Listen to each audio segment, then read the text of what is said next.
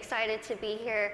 I kind of want to tell you a little bit more of the, I don't want to say basics, because we don't really know anything about my syndrome. I was born with this very, very rare syndrome that only 2 other people in the world, including myself, that we know of, have. Basically, what this syndrome causes is that I cannot gain weight. Yes, it does sound as good as it is. I could eat absolutely whatever I want, whenever I want, and I won't really gain any weight. I'm going to be 25 in March, and I've never weighed over about 64 pounds my entire life. When I was in college, I hid, well, I didn't hide, everyone knew it was there, but it was a giant tub of Twinkies, donuts, chips, Skittles, and my roommate would say, I could hear you at 12:30 reaching under your bed to get food. But I'm like, you know what? It's all right. I can do these things because there are benefits to this syndrome. There are benefits to not being able to gain weight. There are benefits to being visually impaired. There are benefits to being kind of really small. A lot of people think, Lizzie, how in the world are you saying there's benefits when you can only see out of one eye? Let me tell you what the benefits are, because they're great. I wear contacts, half off contacts. When I wear my reading glasses, half off prescription. If somebody is annoying me, being rude, stand on my right side. It's like you're not even there. I don't even know you're standing there. Right now, if I stand like this, I have no clue that there's this whole side of the room. Also, being small, I am very willing to volunteer myself to go to Weight Watchers, go to some gym and say, hi, I'm Lizzie. I will be your poster child.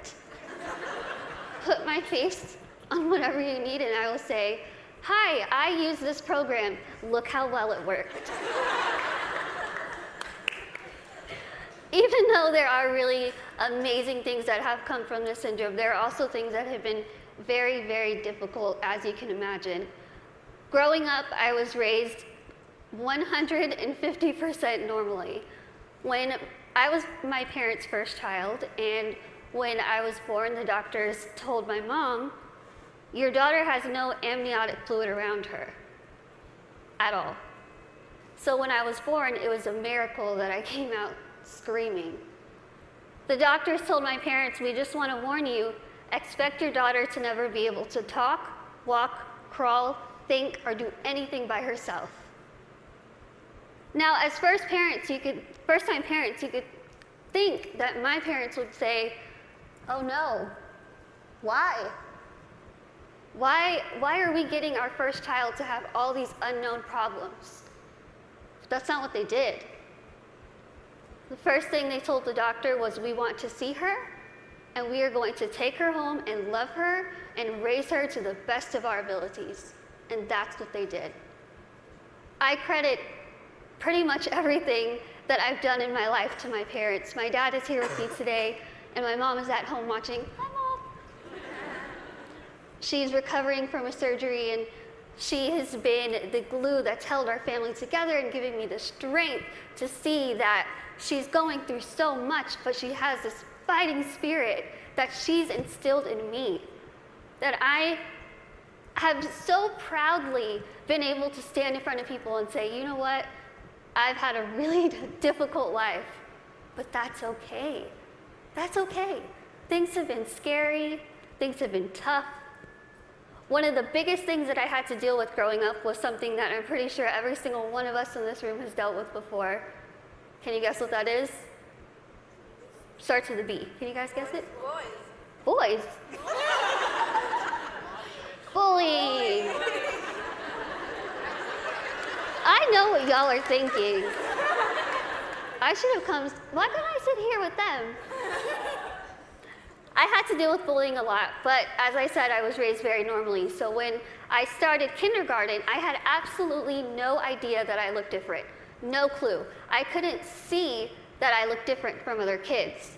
I think of it kind of as a big slap of reality for a 5-year-old because I went into school first day decked out in Pocahontas gear.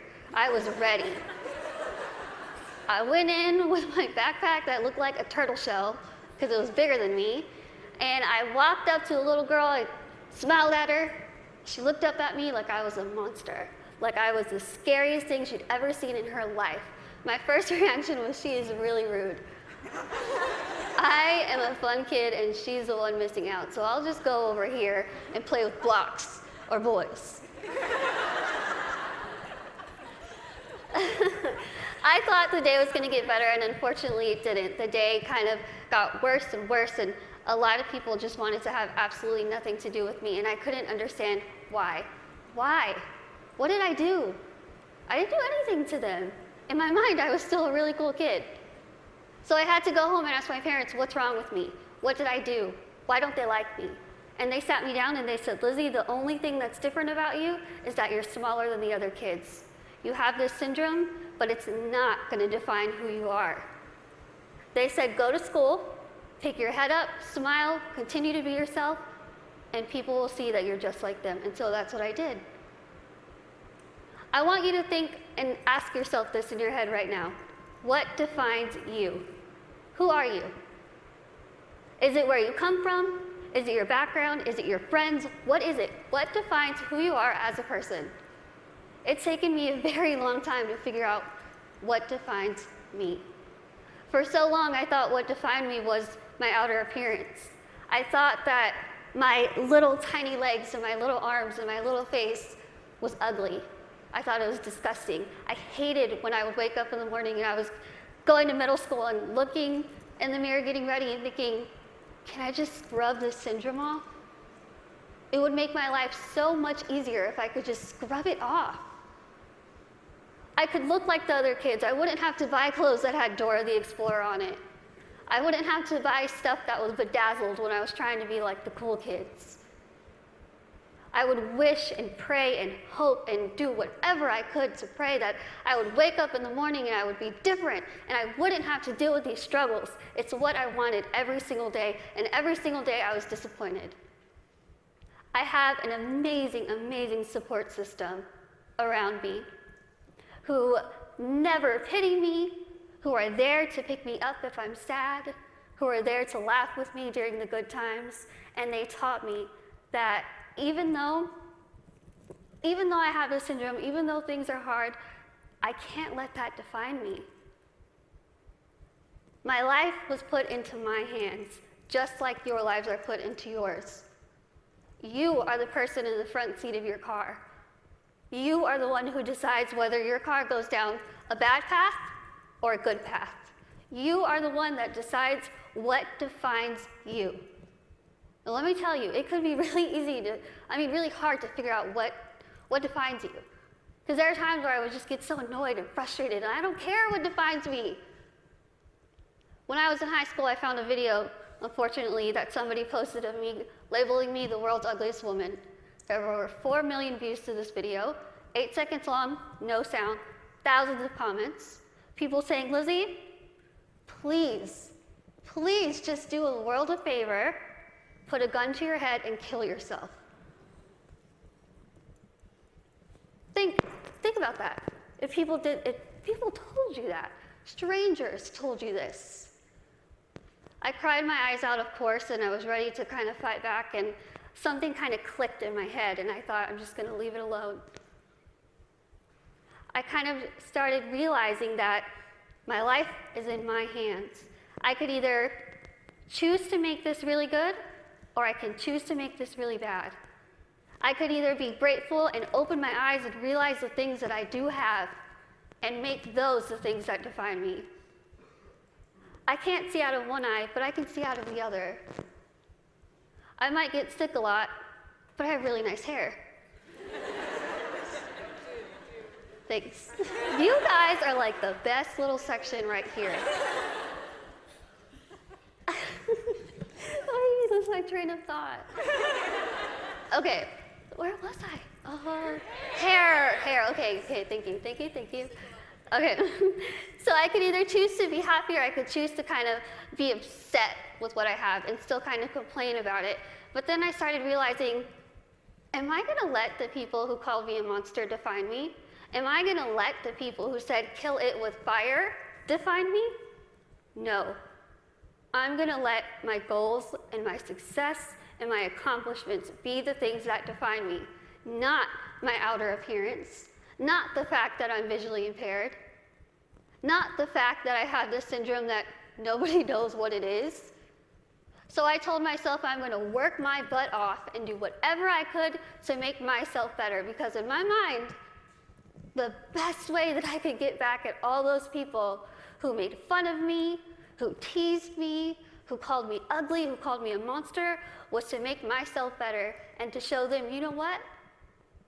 Tell me those negative things, I'm going to turn them around and I'm going to use them as a ladder to climb up to my goals. That's what I did. I told myself I wanted to be a motivational speaker, I want to write a book, graduate college, have my own family, my own career. 8 years later, I'm standing in front of you, still doing motivational speaking. First thing, I accomplished it. I wanted to write a book. In a couple weeks, I will be submitting the manuscript for my 3rd book.